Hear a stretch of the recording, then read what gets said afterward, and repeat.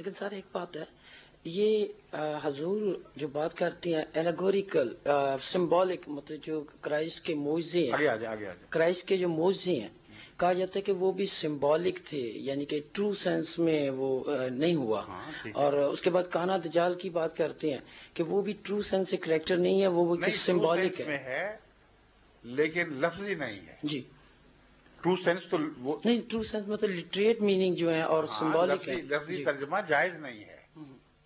ہم اس کو ثابت کرتے ہیں، اس طرح ثابت کرتے ہیں کہ تم دیکھو کہ اگر وہ گدھا آئے جس کو تم کہہ رہے ہو واقعی گدھا ہو، تو وہ گدھا آگ کھائے گا، ٹھیک ہے جی، اور آگ کھا کر چلے گا اور اس کے پیٹ میں سواریاں بیٹھیں گی، اور داخل کہاں سے ہوں گی، کس راستے سے؟ کبھی غور بھی تو کریں.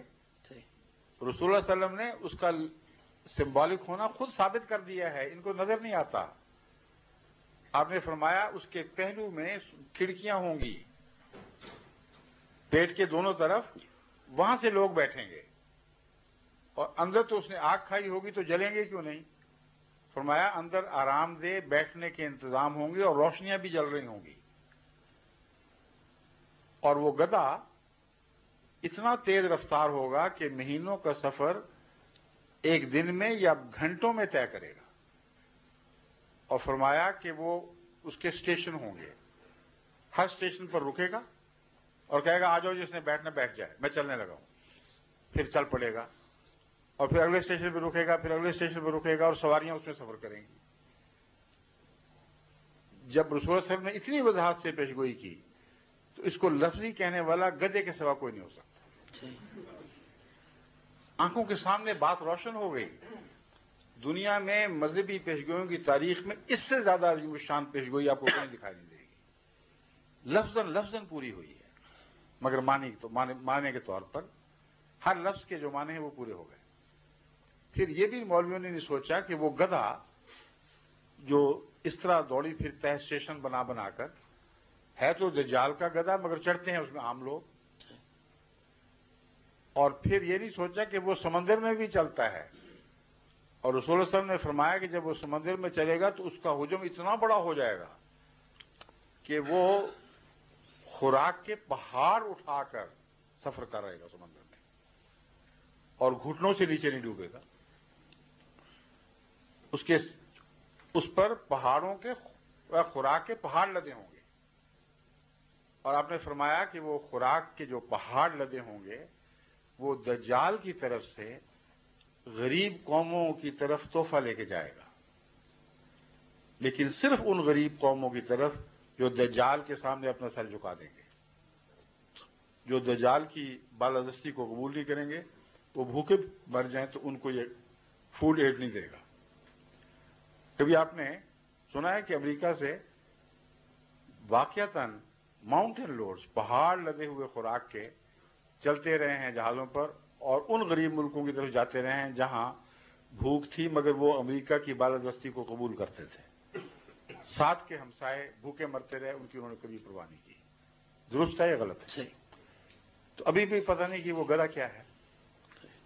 پھر حضرت صلی اللہ علیہ وسلم نے تو کوئی ایسا موقع چھوڑا ہی نہیں جس سے صاحب عقل کو سمجھ آ جائے کہ لفظی پیشگوئی نہیں ہے، مانوی ہے. آپ نے فرمایا وہ گدھا اتنی لمبی چھلانگ لگائے گا کہ ایک قدم اس کا مشرق میں ہوگا تو دوسرا مغرب میں، اور بادلوں سے اوپر اڑے گا. اب بتائیے کہ جب جہاز مشرق سے اڑتے ہیں اور مغرب میں لینڈ کرتے ہیں اور بادلوں سے اوپر سفر کر رہے ہوتے ہیں تو کیا رسول اللہ صلی اللہ علیہ وسلم کی پیشگوئی پوری نہیں ہوتی؟ تو اگر آپ لفظوں میں اٹکے رہے تو کبھی بھی مرتے دم تک بھی آپ دجال کی گدھے کو نہیں پہچان سکیں گے. دجال کو پہچانے کی تو باری ہی نہیں آنی. بس وہ علامتیں جو حضرت اقدس محمد رسول اللہ نے کھول کھول کر بیان فرمائی اور ہمارے سامنے پوری ہو گئیں، ان کو جب میں غیروں کی مجلس میں، عیسائیوں کی مجلس میں بیان کرتا ہوں تو ہر ایک سر ہلاتا ہے کہ درست ہے، یہ پیشگوئی بڑی صفائی سے پوری ہو گئی ہے. ایک بات مولوی بیٹھے سے رنگ نہیں ہوئی. تو کس دن کا انتظار کر رہے ہیں؟ اس دور میں آنکھیں کھولیں، اس زمانے کے علم میں آنکھیں کھولیں تو آپ کو احمدیت کے سوا کوئی سچا دکھائی نہیں دے گا مولویوں اسلام کے اندر، کیونکہ ہر بات کو ہم اس طرح سمجھتے ہیں جیسے اللہ تعالیٰ کی عقل کل کا تقاضا ہونا چاہیے، پروفٹس کی وزڈم، یعنی جو عقل اور حکمت اللہ تعالیٰ اپنے نبیوں کو عطا کرتا ہے اس کے مطابق اس کی شایان شان ہم ترجمے کرتے ہیں، اور پھر وہ پورے ہوتے دکھائی دے دیتے ہیں۔ تو جب دن چڑھ آئے تو پھر کیا شک کی گنجائش ہے کہ رات ہے کہ دن ہے؟ اس لیے احمدیت کا اس نظر سے بھی مطالعہ کر کے دیکھیں۔ وہ دجال آ بھی گیا، اس کے دن پھر بدلنے بھی شروع ہو گئے، اور ابھی تک یہ لوگ انتظار کر رہے ہیں۔